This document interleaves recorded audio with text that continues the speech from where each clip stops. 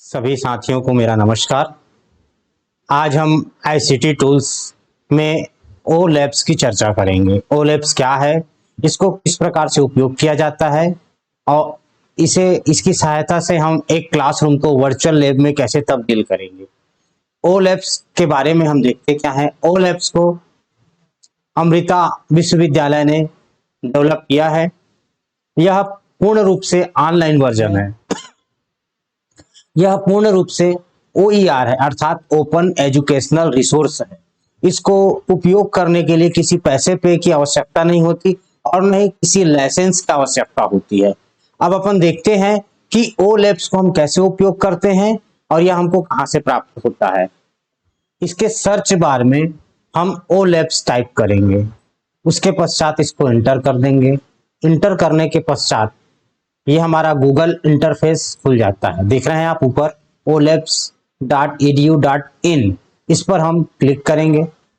जैसे हम इस पर क्लिक करते हैं उसके पश्चात हमारा ओ लैब्स का इस प्रकार से इंटरफेस ओपन हो जाता है। जैसे आप देख रहे हैं ये हमारा ओ लैब्स का इंटरफेस है।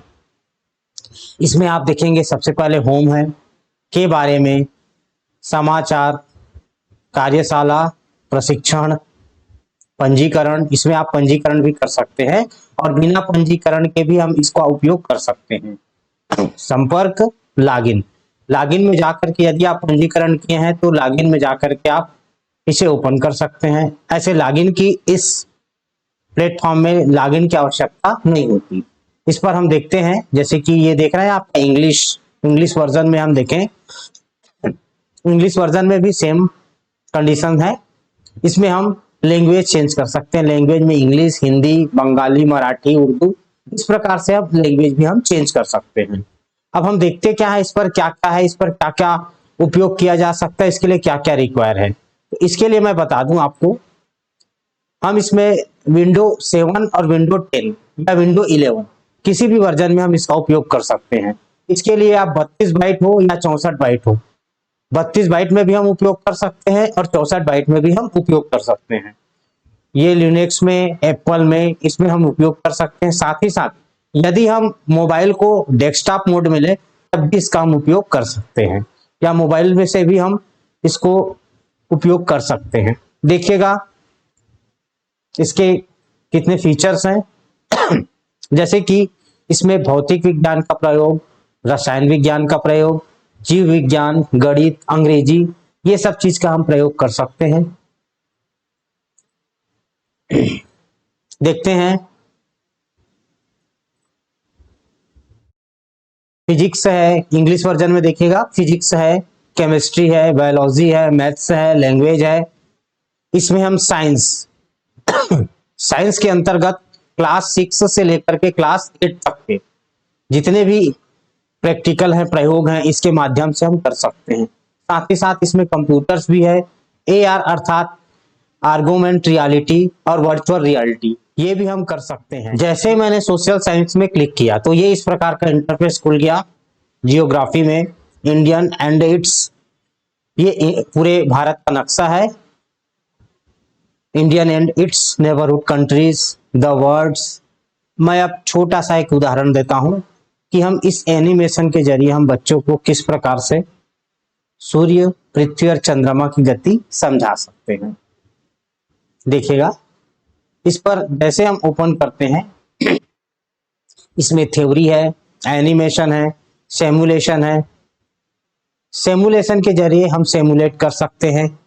देखते हैं हम सिमुलेशन। जैसे हमने सिमुलेशन क्लिक किया, मैंने एक इंटरफेस ओपन हो जाएगा।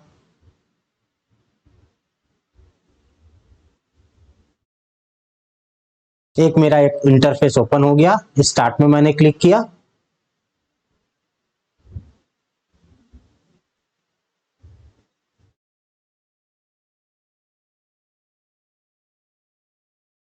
इस प्रकार से मेरा 3D एनिमेशन तैयार हो गया। पहले मैंने सन सूर्य को ले लिया, ये इस प्रकार से देख रहे हैं आप। ये इस प्रकार से आप पृथ्वी और चंद्रमा और सूर्य की गति आप बच्चों को इसी प्रकार यदि मैं विज्ञान में चलूं, जैसे मैंने बताया इस एक इंटरफेस में physics, chemistry, biology, maths, language, ये जो ऊपर का जो पोर्शन दिख रहा है या क्लास 9 से लेकर के 12th तक का है। नीचे साइंस और ये आपका सोशल साइंस है, क्लास 9th 10th 8 6 7 क्लास का है। जैसे हम साइंस में जैसे हम क्लिक करते हैं, मैंने अब साइंस में मैंने क्लिक किया, साइंस में जैसे हम क्लिक करते हैं तो देख रहे हैं आप क्लास 8 क्लास 7 क्लास 8 का प्रैक्टिकल, क्लास 7 विज्ञान संबंधी प्रयोग, क्लास 6 का विज्ञान संबंधी प्रयोग, ये सब आपको प्राप्त होता है। इसमें आप सिमुलेशन क्रिया करके आप बच्चों को एक क्लासरूम को एक वर्चुअल लैब में तब्दील कर सकते हैं। जैसे मैं एक छोटा सा उदाहरण आपके समक्ष रखूंगा भौतिक विज्ञान में। देखिएगा भौतिक विज्ञान में जितने भी हम बच्चों को प्रयोग करवाते हैं, इस वेबसाइट के जरिए हम सभी प्रयोगों को कक्षा में बिना लैब में जाए वर्चुअल लैब के रूप में हम करवा सकते हैं। जैसे कि इसमें ओम्स लॉ है, पोटेंशियोमीटर, इंटरनल रेजिस्टेंस है, इस प्रकार से जितने भी प्रैक्टिकल्स हैं ये सब हम करवा सकते हैं। यदि हम इसके हिंदी लैंग्वेज में चेंज करें तो हिंदी लैंग्वेज में भी हम चेंज करके बता सकते हैं। जैसे आपने देखा क्लास 12th में जितने भी प्रैक्टिकल्स हैं, क्लास 11th का स्क्रू गेज, वर्नियर कैलिपर, सरल पेंडुलम, घर्षण के संबंधित सोनोमीटर, ये सब चीज क्लास 10th में चले तो प्रतिरोध है, अवतल दर्पण का चित्र, विद्युत चुंबकीय प्रेरण सिद्धांत, धारावाही नली, क्लास 9 के भी जितने भी प्रैक्टिकल्स हैं हम वर्चुअल तरीके से बच्चों के सामने रख करके एक वैज्ञानिक चिंतनशील शिक्षण प्रदान कर सकते हैं। अब एक छोटा सा मैं उदाहरण भौतिक विज्ञान में ले रहा हूं। भौतिक विज्ञान में हम मीटर ब्रिज की सहायता से अज्ञात तार का ओलेप की सहायता से एक भौतिक कक्षा 12वीं का प्रयोग है, मीटर ब्रिज श्रृंखला और समांतर क्रम में प्रतिरोध कैसे ज्ञात कर सकते हैं या दिए गए तार का प्रतिरोध हम कैसे ज्ञात करते हैं। इसके लिए हम सबसे पहले मीटर ब्रिज को यहाँ क्लिक करेंगे। जैसे हम क्लिक करेंगे तो हमारा जैसे आप सामने देख रहे हैं, यहाँ पे देखिए उद्देश्य में श्रृंखला और समांतर क्रम में प्रतिरोध के नियम का सत्यापन करना।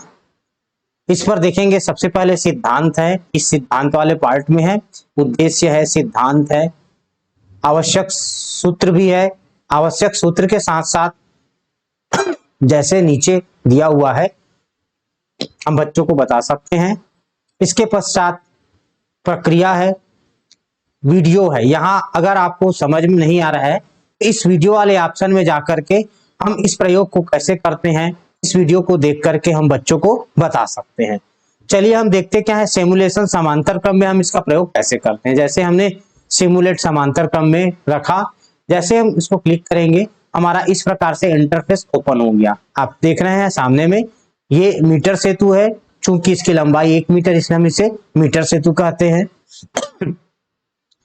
इसमें आप देखेंगे सिंगल है और पैरेलल है, दोनों क्रम में हम कर सकते हैं। यदि आप सिंगल क्रम में करना चाहें तो सिंगल क्रम में कर सकते हैं और पैरेलल क्रम, समांतर क्रम या समांतर क्रम और श्रेणी क्रम किसी भी क्रम में हम इसके प्रयोग को कर सकते हैं। जैसे हमने सिंगल क्रम सिंगल लिया, हमने सर्वप्रथम हम इस पर प्रतिरोध बॉक्स को क्लिक किया तो यहाँ देख रहे हैं एक प्रतिरोध बॉक्स इसमें व्यवस्थित हो गया। इसके पश्चात मैं यहाँ बैटरी को क्लिक करूंगा। बैटरी को क्लिक करने पर इसके एक क्रम में बैटरी और कुंजी के लग गया।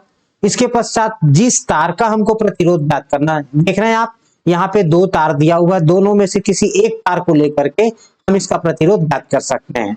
उदाहरण के तौर पे हमने पहला क्लिक किया, पहला जैसे हमने क्लिक किया देख रहे हैं आप यहाँ पे एक अज्ञात तार आ गया और इस तार का हमको प्रतिरोध ज्ञात करना है। अब हम कैसे करेंगे देखेंगे। इसके पश्चात स्टार्ट एक्सपेरिमेंट, स्टार्ट एक्सपेरिमेंट को जैसे हम क्लिक करेंगे यहाँ लिखा हुआ है प्लीज सेलेक्ट रेजिस्टेंस, यहाँ हम रेजिस्टेंस सेलेक्ट करेंगे। देखिए कैसे रेजिस्टेंस सेलेक्ट करते हैं, देखेंगे जैसे हमने इस प्रतिरोध बॉक्स को क्लिक किया तो एक हमारा इंटरफेस यहाँ खुल गया।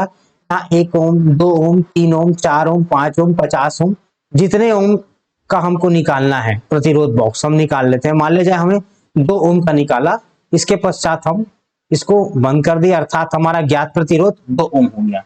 अब अज्ञात प्रतिरोध के लिए हम क्या करेंगे देखिएगा, इसके पश्चात हम क्या करेंगे कि यहाँ पे इस बैटरी के धारा को बहने के लिए हम यहाँ पे की लगाएंगे, इंसर्ट की करेंगे। तो यहाँ देख रहे हैं आप, इंसर्ट की हम क्लिक करेंगे तो यहाँ पे की दब गया। इसके पश्चात यहाँ देख रहे हैं जॉकी को हम खिसकाएंगे, तो जॉकी को यहाँ से माउस की सहायता से हम इस प्रकार से खिसकाएंगे। देख रहे हैं आप, खिसक रहा है माउस, देखिएगा। इसके लिए हमको धारा मापी में संतुलन की स्थिति देखनी रहती है, और जहां संतुलन की स्थिति हमको प्राप्त होगी वही इसका एक रीडिंग हो जाएगा। देखिएगा, जैसे जैसे हम देख रहे हैं आप, जॉकी को हम खिसका रहे हैं पॉइंटर की सहायता से, इसके लिए माउस का उपयोग किया है।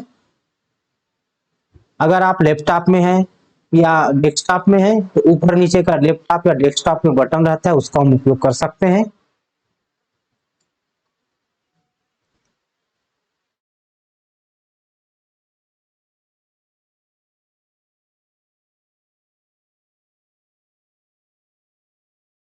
देखते हैं हम संतुलन बिंदु प्राप्त करते हैं।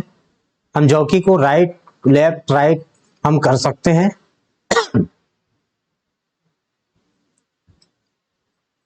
देख रहे हैं हमारे धारा मापी में विक्षेप 0 प्राप्त हो गया। यहाँ पे अब देख रहे हैं हमारा रीडिंग कितना प्राप्त हो गया, रीडिंग हमारा 33.3 सेंटीमीटर प्राप्त हुआ। इस 33.3 सेंटीमीटर रीडिंग आप नोट कर सकते हैं। नोट करने के पश्चात पुनः इस प्रयोग को फिर से दोहरा सकते हैं। जैसे हमने 1 ओम का लिया, अब इसके पश्चात आप 2 ओम 3 ओम लेकर के हम इसकी रीडिंग को हम दर्शा सकते हैं। तो इस प्रकार से आपने देखा हम ओलेप का उपयोग करके अपने शिक्षण अधिक्रम प्रक्रिया को रिफ्लेक्टिव टीचिंग के लिए ले जा सकते हैं। इसमें केवल भौतिक विज्ञान का नहीं है, इसमें रसायन विज्ञान के भी हम प्रयोग कर सकते हैं। जैसे आप देख रहे हैं, आप रसायन विज्ञान में क्लिक करेंगे तो रसायन विज्ञान के जितने भी प्रयोग है, टाइट्रेशंस है, आपका साल्ट एनालिसिस है, ये सब आप देख रहे हैं। सभी प्रयोग जो है आप बच्चों को एक क्लासरूम में वर्चुअल तरीके से करा सकते हैं। मैंने कोरोना काल में इन्हीं सॉफ्टवेयर का उपयोग, इन्हीं वेबसाइट का उपयोग करके ऑनलाइन तरीके से प्रयोग कराया था, जो कि बहुत ही कारगर सिद्ध हुआ था। जैसे मैंने रसायन शास्त्र का बताया, उसी प्रकार से हम रसायन शास्त्र के पश्चात इसमें जीव विज्ञान का भी प्रयोग करवा सकते हैं। देख रहे हैं आप इंटरफेस में जीव विज्ञान को जैसे हम क्लिक करेंगे तो जीव विज्ञान के जितने भी पार्ट्स हैं ये सब खुलेंगे। देख रहे हैं आप, पराग के अनुकूरण का अध्ययन, वायु के प्रदूषण का अध्ययन, ये इस प्रकार से सिमुलेशन की क्रिया से आप बच्चों को प्रयोग करवा सकते हैं। साथ ही साथ हम इस पे देखेंगे, मैंने जैसे कि रसायन विज्ञान का बताया, जीव विज्ञान का बताया, गणित के भी प्रयोग इस सॉफ्टवेयर के अंतर्गत हम करवा सकते हैं। यहाँ पे गणित का भी ऑप्शन दिया हुआ है, अंग्रेजी का भी प्रयोग, अंग्रेजी का हम अभ्यास इस वेबसाइट के जरिए हम करवा सकते हैं। तो ये एक प्रकार से देखा जाए तो ओलेब्स का जो वेबसाइट है, ये पूर्णतः निशुल्क है, OER है। इसके लिए केवल इंटरनेट की आवश्यकता होती है। यदि आपके विद्यालय में इंटरनेट की सुविधा उपलब्ध है तो आप अपने स्मार्ट क्लास में इसको प्रिपेयर कर सकते हैं। इसके माध्यम से आप बच्चों को पढ़ा सकते हैं और प्रयोग करवा सकते हैं। इसके साथ ही साथ मैं आपसे विदा चाहूंगा। आप कमेंट्स करके जरूर बताइएगा कि यह वीडियो आपको कैसे लगे। मैं अगला ICT टूल्स पर वीडियो बनाकर पुनः आपके समक्ष प्रस्तुत होऊंगा। मैं चाहूंगा कि इस वीडियो को लाइक करें, सब्सक्राइब करें, ताकि आपको जैसे ही मैं ICT टूल्स का नया वीडियो बनाऊं आपको प्राप्त हो सके। इसके पश्चात ही मैं आज की इस क्लास को समाप्त करता हूं। बहुत बहुत धन्यवाद। जय भारत, जय छत्तीसगढ़, जय हिंद। साथ ही